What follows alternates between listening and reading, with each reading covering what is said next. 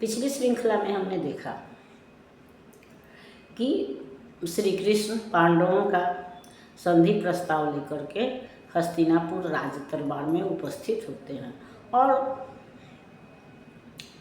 महाराज धृतराष्ट्र के सामने यह प्रस्ताव रखते हैं कि अगर आप न्यायपूर्ण देना चाहते हैं तो आधा राज्य दीजिए, लेकिन अगर उसमें भी आपको कठिनाई है, परेशानी है, तो कम से कम 5 गांव ही दे दीजिए। तो पांडव उसी से संतुष्ट हो जाएंगे, उसी से अपना गुजारा कर लेंगे। लेकिन दुर्योधन जो मदांध है, वह मद में चूर है, वो कहता है कि युद्ध के बिना मैं सुई के नोक बराबर भी जमीन नहीं दूंगा। युद्धेन शुच्यग्रहणे व दस्यामि बिना युद्धेन केशव। तो इस तरह से वह कृष्ण के संधि प्रस्ताव को ठुकरा देता है और उल्टे जब कृष्ण उसको समझाते हैं, युद्ध की भयावहता बचाते हैं, तो वह उन्हें बंदी बनाने का आदेश देता है। और तब कृष्ण जो है वह क्रोधित हो जाते हैं और तब वह कहते हैं कि ठीक है, अगर तुम मुझको बांध सकते हो तो बांधो, क्योंकि मुझे बांधने के लिए साधारण रस्सी की आवश्यकता नहीं है, बल्कि विशेष जंजीर चाहिए जो बहुत बड़ा साधक होगा, जो अपने को साध सकता है, वही मुझको बांध सकता है, क्योंकि मैं साधारण मनुष्य नहीं हूँ, बल्कि यह पूरी सृष्टि जो है वह मुझ में समाहित है। वो अपने स्वरूप का वर्णन करते हुए कहते हैं कि उदयाचल जहाँ से सूर्य भगवान निकलते हैं वह मेरा चमकता हुआ ललाट है, वह मेरा सिर है, और मैनाक और मेरु जो है वह मेरे पैर हैं, वह पृथ्वी जो है, भूमंडल जो है वह मेरा विराट वक्षस्थल है, और मेरे हाथ जो हैं वह पूरी पृथ्वी को घेरे हुए हैं। परिधि मतलब वही है कि किसी भी वृत्त या किसी भी जमीन जगह के जो चारों ओर से घेरती है जो रेखा, उसको हम परिधि कहते हैं। तो उनकी भुजाएं जो है वह पूरी पृथ्वी को अपने में समेटे हुए हैं, और जितने भी नक्षत्र हैं, ग्रह नक्षत्र हैं, वो उनके अंदर हैं।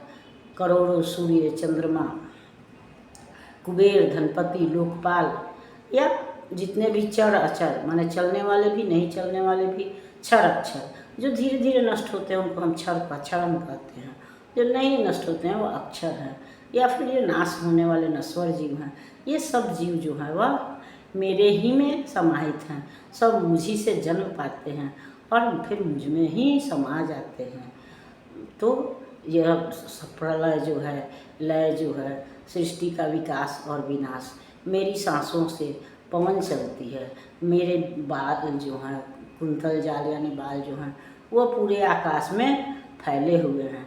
मेरी दृष्टि जिधर जाती है उधर सृष्टि हंस पड़ती है, सृष्टि प्रारंभ हो जाती है, और जब मैं आँख मूंदता हूँ तो यह सृष्टि जो है तब वहाँ प्रलय मच जाती है।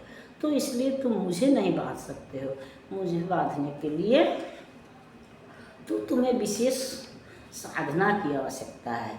लेकिन जब तुमको संधि प्रस्ताव नहीं मंजूर है, स्वीकार नहीं है, तो वैसी स्थिति में अब मैं भी जाता हूँ।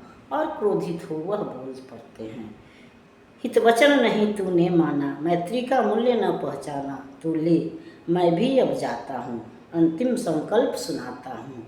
याचना नहीं अब रण होगा, जीवन जय किया कि मरण होगा। टकराएंगे नक्षत्र निकल, बरसेगी भू पर वह निप्रखर, फन शेष नाग का डोलेगा, विकराल काल मुँह खोलेगा। दुर्योधन रैन ऐसा होगा, कभी नहीं जैसा होगा। भाई पर भाई टूटेंगे, विषवान बूंद से छूटेंगे, वायस श्रृंगाल सुख लूटेंगे, सौभाग्य मनुज के फूटेंगे। आखिर तू भूसाई होगा, हिंसा पर दाई होगा। थी सभा सन्न, सब लोग डरे, चुप थे या थे बेहोश पड़े। केवल 2 नर आघाते थे, धृतराष्ट्र विदुर सुख पाते थे। कर जोड़ खड़े प्रमुदित निर्भय, दोनों पुकारते थे जय जय।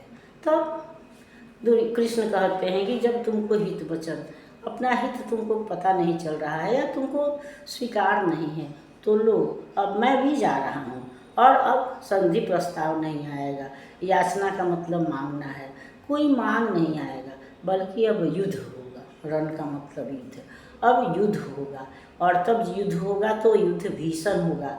ग्रह नक्षत्र एक दूसरे से टकराएंगे, पृथ्वी पर इतनी भयावहता फैलेगी कि नक्षत्र भी एक दूसरे से टकराने लगेंगे, विष बाण छूटेंगे, और भाई भाई जो कि एक दूसरे के सहारा होते हैं, वो भाई भाई भी एक दूसरे से लड़ेंगे, और इस तरह से भीषण विनाश होगा।